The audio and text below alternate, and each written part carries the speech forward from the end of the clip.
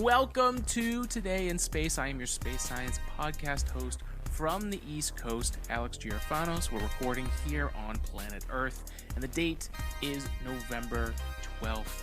We have a lot to catch up on. Thank you everybody who engaged and joined in and put in their entries, multiple entries, for our Estes partnership. Estes Rockets gave us one of their brand new Falcon 9, official SpaceX Falcon 9 rockets. We can see the Crew Dragon variant here on the table. And we did that whole thing on Instagram for the giveaway. And literally live on this, I'm going to go through. I have a random calculator in Google Sheets because that's about as nerdy as it gets. And we're going to run that. I have everyone's names and your multiple entries if you follow the rules of the game. And we will be giving this away. So we're going to do that later in this episode. But to have some space news here on this episode, I wanted to cover a few things. There was a really cool CNBC report that came out that was talking about NASA's annual economic output and that it actually tripled its budget. We're going to talk about that. And then the Polaris program, we've talked about it before. I also recently just got my Polaris Dawn patch from donating to St. Jude's Hospital, which is really cool. We're going to talk about that. And yeah, that's it, folks. We're going to get you caught up on space. We'll talk a little bit about what's going on with me. Before we start, let's talk about some business here. So as always, this podcast is brought to you by AG 3D Printing. That is our 3D printing lab where we're finally getting access back to it after the invasion of the wasps, which you can learn about on our Halloween episode. But we're finally getting our printers back up and running. And this 3D printing lab, has helped fund this podcast. It's been a source of great, tinkering and learning how to become a maker and bringing something into reality with 3D printing and 3D design.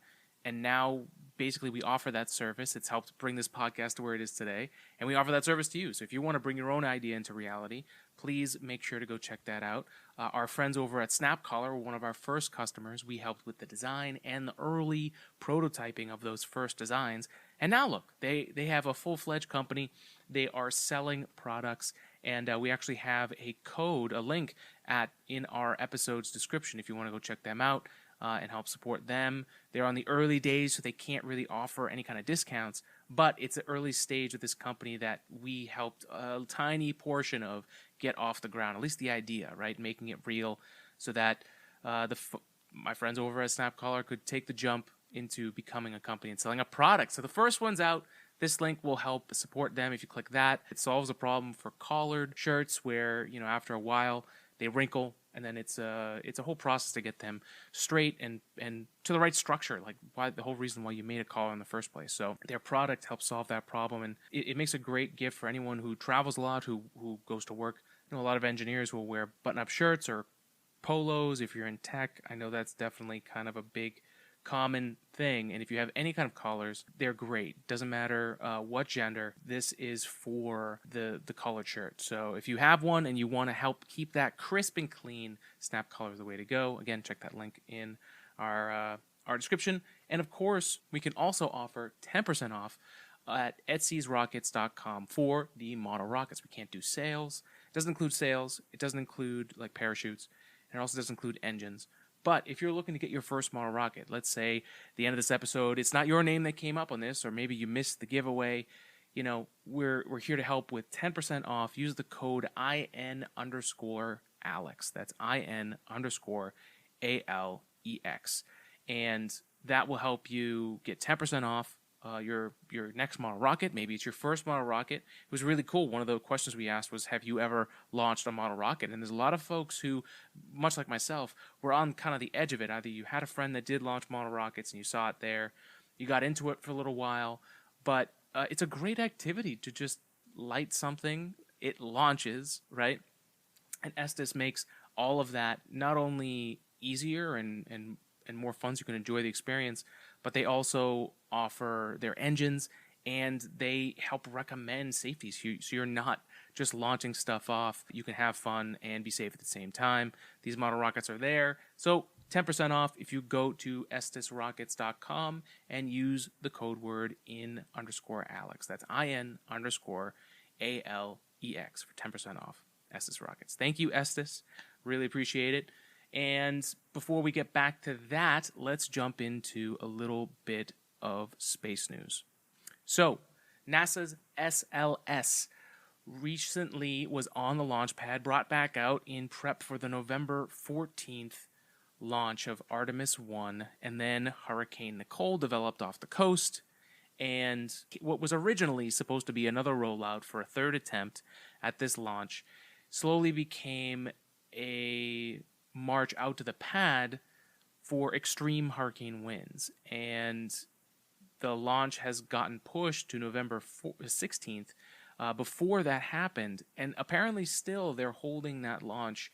I'll go through what Jim Free mentioned on Twitter. So they're still planning to launch Artemis 1 November 16th at roughly 1 a.m. Eastern Time, and it legitimately withstood hurricane-level winds. So, if we look here from Eric Berger, this was November 11th. This was the National Weather Service office in Melbourne, Florida, said that the highest confirmed wind gust at LC-39B over the Artemis 1 stack was 81 knots at 200 feet. SLS design limit below at this elevation was 84.1 knots. This likely remains preliminary. So basically what ended up happening is that the rocket on the pad, unfueled, experienced wind gusts that were to the limits of the rocket, and basically what ended up happening was NASA ended up having a rocket out on the pad in the middle of a storm that developed without the ability to roll it back. There literally was not enough time. And I mean, weather is one of the big things that is not easy to control. It's interesting when you see SpaceX, who just launched today, their rockets can go in and off the pad pretty easily, and for them, they're putting the rocket out there, loading and going, right? They have such a high launch cadence that they're actually on pace for next year to be able to do somehow a launch every week for the entirety of 2023, which is wild. But NASA's rocket, the SLS, is much bigger. It was out there in the middle of a hurricane. I mean, that's the reality of it. One of the things I'll pull up here, one of the things we'll have in this episode is actually the actual document that outlines the spacecraft design and layout for the limits.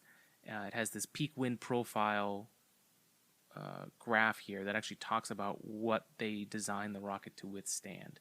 And it's uncomfortably close. In fact, there may have been points where it may have exceeded the lower end limit of the rocket's design. And this rocket's been taken in and out a few times. It's a rocket that has seen use, and like Eric Berger said in this tweet, if SLS was able to withstand these legitimate winds, and then it goes off a week from now, later this week, without an issue, then it's pretty savage rocket, I think is what Eric said. So it's not great. I mean, the first thing I think of is the fact that this is the first real human spacecraft rocket that NASA has launched humans in, aside from SpaceX's Crew Dragon recently. It's the first one that they've done themselves, since the space shuttle. And this is definitely a really concerning effort. I mean, I know there is definitely a struggle they have to find, right? They have to find a balance between meeting their deadline, which now they're super late on from their original expectation of earlier this year. And we even experienced two of them when we went down to Florida for what was the last big attempt, end of August into the beginning of September. For Artemis, there were plenty of hydrogen leaks at the quick disconnect valves, which was classic liquid hydrogen in Florida throughout the summer. We saw that in the space shuttle years, and specifically the summer of hydrogen in 1990. And now with this type of thing, I have to ask, the big question here is if there were people on board for this mission, because there are not for Artemis 1, this is a robotic mission. If there were humans on board, would this decision to continue with that November 16th launch window less than a week later from these wins, I don't think that's something that would have happened as easily as it did. And I'm sure there's a lot more that went into that decision, and I'm sure NASA's trying to find their best balance of this. But it's it sucks. I mean, their rocket just got a beating from the weather, and it's gone in and out of that vehicle assembly building a few times now. So we obviously don't want anything wrong to happen with that rocket. That would be millions, potentially billions of taxpayer dollars that would have been wasted by a rash decision. And with the way the weather is in Florida, and the way that the launch window is set up, and the political,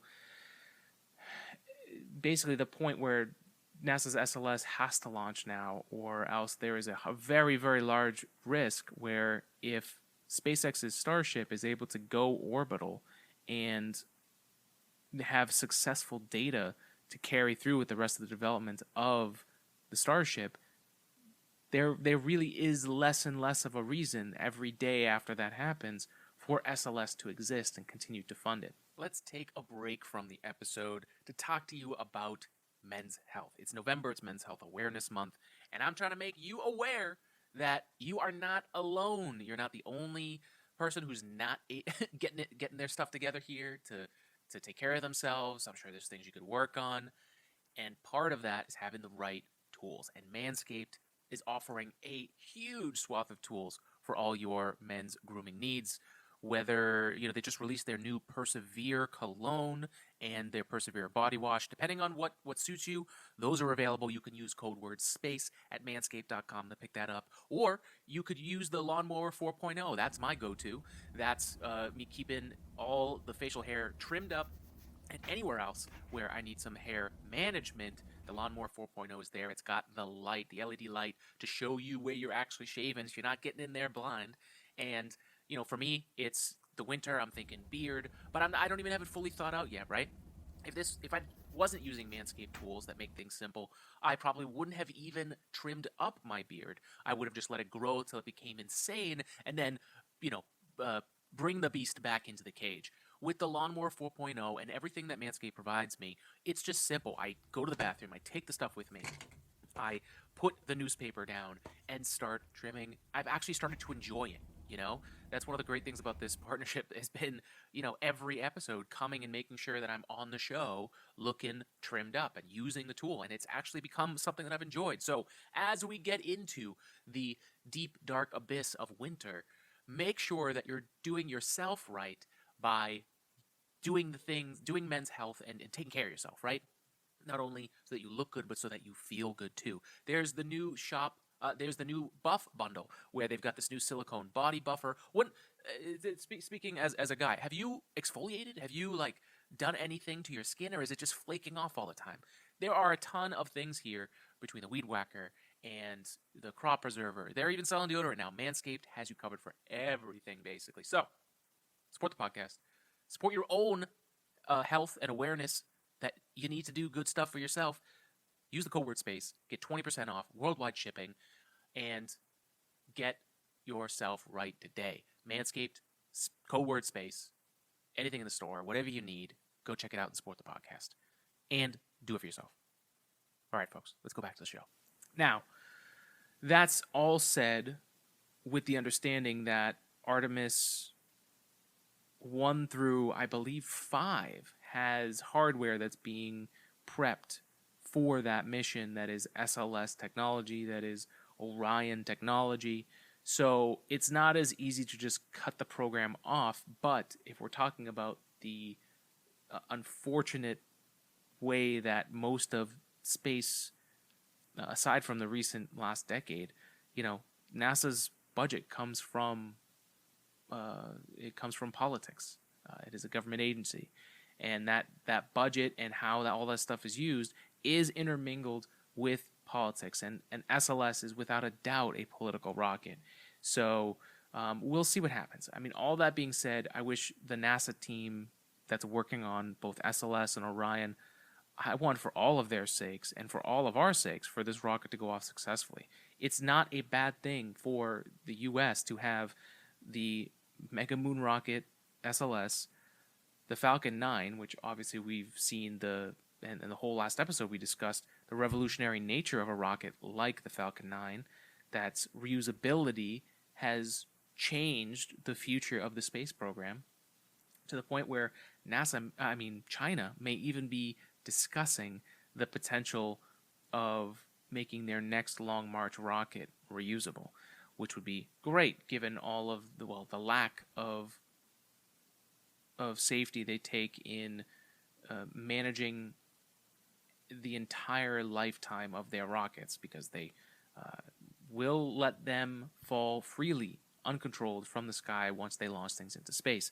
Not a practice that the rest of the world likes doing even in the world before the Falcon 9, when we had reusability, even expendable rockets were still planned to have a deorbital procedure, and we don't see that. So the Falcon 9 has been so influential, and given the world that we live in with Russia's invasion of Ukraine, the use of Russian rockets, which was the staple of every major country, and it was the only way to send humans to the International Space Station for near a decade. And now, obviously, that could have been completely shut off. We talk about that in the last episode if you want to learn more about the history behind the Falcon 9 and why it's so cool and what it does. But we also wish, it's unfortunate that even in the discussion of NASA's SLS, I still have to bring up the Falcon 9, but that is the reality of the world that we live in. We wish the NASA SLS team all the best, and we hope that this rocket withstands the extreme nature of the weather that it was in the other day with Hurricane Nicole. And that's it, folks. That's it for SLS news. Moving on, we have to talk about the annual. It's just a point to bring up. I mean, this article will be in this episode, so like most things, if we do talk about them on this podcast, we will leave a link, so that way if you ever want to dig deeper into this, you can.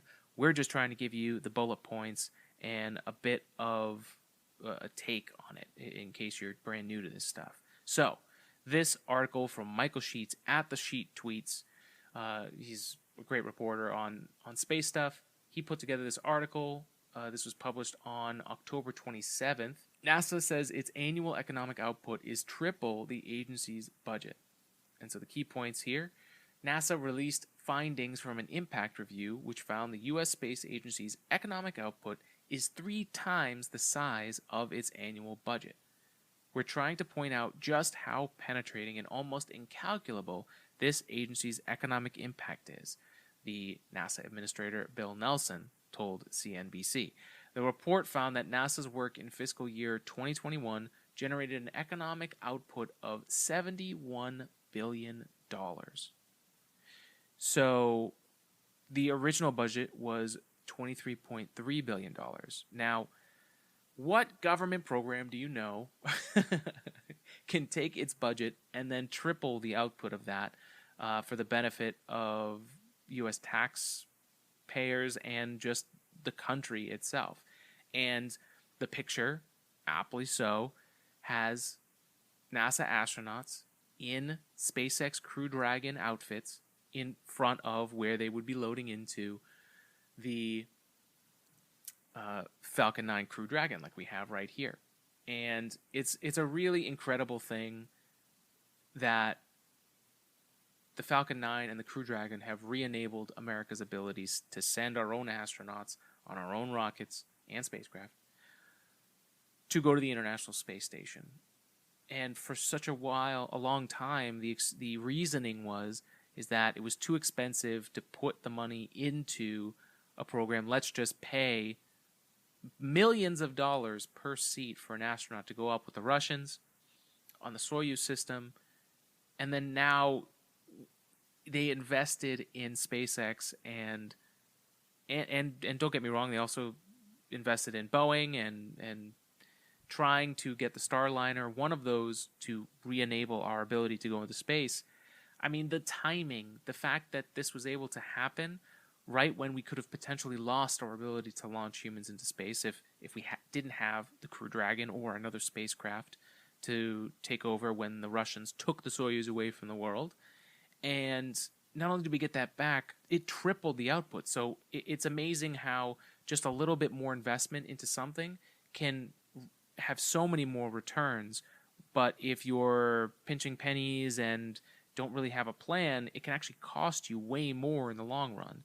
So what this article is a great job of putting together here is that the money that's put into space can develop jobs. You know, here they're talking about NASA supporting 340,000 jobs in all 50 states and Washington, D.C. There's a lot of people that are around this. So when there's a lot of disagreements or whatever around whether SpaceX and NASA and Blue Origin, it's all for the country's space program, right? And one of the things that NASA can do and has done great is to not just make it about the U.S., but to make it about humanity and the entire world, right? The true perspective of a space agency, that we're all human beings on this planet. So it was really cool to see those numbers. I mean, I can't tell you, for years trying to, finding out good answers for the inevitable question that comes up is like, why would we want to put this money into a space program, which is not even that much money when you consider what they're doing and what it does for the country and the jobs that it makes. I mean, 23.3 billion, not even like in the government, what stocks do you get that you get to triple your money like that? It's wild. So I thought that was really exciting. Some interesting numbers to put up there. And so let's jump real quick before we talk about the last topic here, Polaris Program, where we'll talk about some of the science and human research that they're doing. Let's go to the giveaway. So what I'm going to do here, I'm going to put this up. What you can see, so I have our post.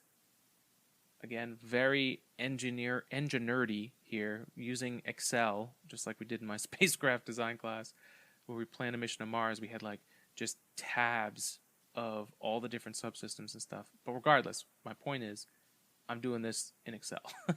So I have this here, this equation. I added some letters at the front so that I could mess with this. So what I'm going to do, copy. All right, folks. Are you ready? God, this was so nerdy. All right. The winner of the Estes Model Rocket Falcon 9 giveaway is Kristen in the Skies. You win. Congratulations. You win the Falcon 9. And that's it, folks. So we have our winner. Thank you, everybody who had not only multiple entries, but you guys just engaged so much. I had so much fun, and now I have to think about what's the next thing we're going to give away. And the other awesome thing that we can do here with the podcast is we can actually 3D print anything that we want to give away. So if you have any ideas of the next thing we should give away that's space-related, that would be cool to have, maybe even potentially a model rocket, let us know what you think. And I've been a designer for over a decade. That's one of the services that we offer with AG3D, is actually designing things. And so anything is possible, and we can bring our own ideas into reality here, and I'd be more than happy to do an AG3D giveaway for one of our 3D printed ideas. So let me know what you think. Congratulations, Kristen in the Skies. This will get boxed up. We will have some Today in Space goodies in there as well. Thank you again for joining, and that was our first giveaway. I thought that went well. Woohoo! All right, folks. Last thing on our docket here. So we talked about the Polaris Dawn mission. We have the patch that I was able to pick up by donating through St. Jude's research for the Polaris Dawn mission. Love the patch, and what I want to do is discuss this a little bit. So if you want to learn more about all of the research, I'm going to touch on just a few of them here, but you can go to polarisprogram.com/science-research. If you just go to polarisprogram.com, you can find it. It's one of the tabs up top. But under that section, it says that Polaris Dawn, the first of up to 3 space flights in the Polaris program, endeavors to rapidly advance human spaceflight capabilities by demonstrating new technologies and conducting extensive scientific research to expand our knowledge of humans adapting, living, and working in space.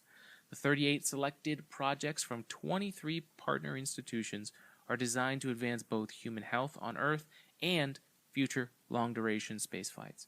While each experiment was selected for inclusion in the mission profile, additional testing and qualification requirements are underway. A final list of approved-to-fly experiments will be published closer to launch. So, huge list of all these laboratories, the Air Force Academy, University of Hawaii, SpaceX themselves, University of Calgary, NASA, the Medical University of South Carolina. So many folks, and there is so many different experiments. Just Baylor College of Medicine, one of the experiments here is Biobank, HSGC Omics. And the experiment explanation here, so biospecimens from the biobank are also stored at Baylor College of Medicine as part of an omics study. The study aims to perform the gold standard omics analysis to start building an understanding of effects of space on the human body. So having it sounds like, two separate samples, just like they did with the Year in Space mission, right, with Scott Kelly and Mark Kelly, biological twins, right, having one live on Earth and one live in space for a year and seeing what the differences were. That's a really cool experiment. Embry-Riddle Aeronautical University, there's Lamas, literally looking at more astronauts in space. I love that name. Is a student-led project from the Embry-Riddle Aeronautical University's Space Technologies Lab. The team seeks to design and build a camera to capture immersive views of the Polaris Dawn EVA. Yes, so the Polaris Dawn, as you can see in the actual patch here, is the idea of this mission is for SpaceX to test an EVA, and this would be an extravehicular activity that is happening that's not a moon mission. It's the farthest one from Earth that'll ever happen, and that has ever happened. And so it will break a record if they're able to do that.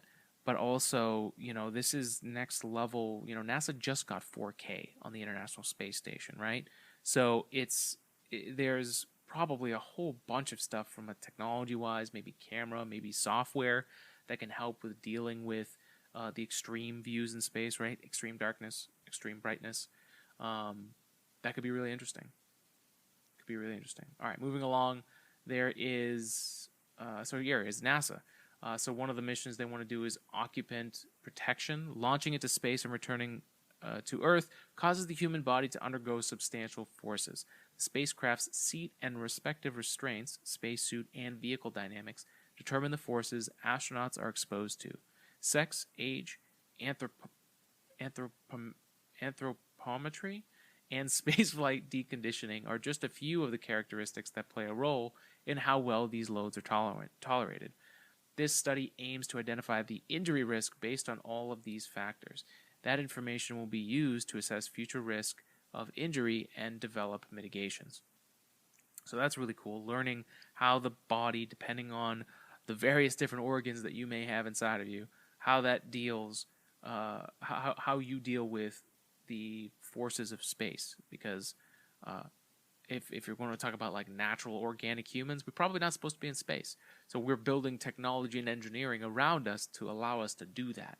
So we've had a very deep pool of male astronauts. We've started to get more female astronauts, and I'm sure there's a wide spectrum within, regardless of gender, that it happens with space. I mean, we saw that Haley Arsenault, the first astronaut with a prosthetic to go into space and return, and one of her concerns in that Netflix documentary that she was talking about was the prosthetic breaking mid-flight, because obviously that would be terrible, and she'd lose aspect of one of those limbs. But she did fine, and she was able to go through all the training, do a lot of the mitigations that they're talking about, to go up and come back. And I mean, as someone who doesn't have typical function right now of my body, I look up to someone like Haley Arsenault and actually believe that I still could be an astronaut. So I love this Polaris Dawn mission. I love that it's a continuation of the Inspiration 4 mission. And there are a ton of different scientific research options that they're looking at, and a few of them will actually be on that Polaris Dawn mission, the first of potentially 3 space flights for the Polaris program. So that ends this episode, folks. Thank you for joining us. Congrats, Kristen in the Sky, for your brand new Falcon 9 Crew Dragon SpaceX model rocket from SS Rockets. Again, thank you, SS Rockets, for helping us do this giveaway and giving us one of these amazing model rockets to give away. And that's it, folks. Have a great one. If you guys have any topics you want us to cover, anything, all things space, let us know. Don't forget to check out our 3D printing lab, AG3D Printing, on Instagram at AG3D Printing, our Etsy store at ag3dprinting.etsy.com, and of course our website for a free quote on your next project at ag3d-printing.com. Of course, manscaped.com. Use code word SPACE and get 20% off and free worldwide shipping. And that's it, folks. Thanks very much. Have a good one, and we'll talk to you next time on Today in Space. Spread love, spread science. Be good. See ya.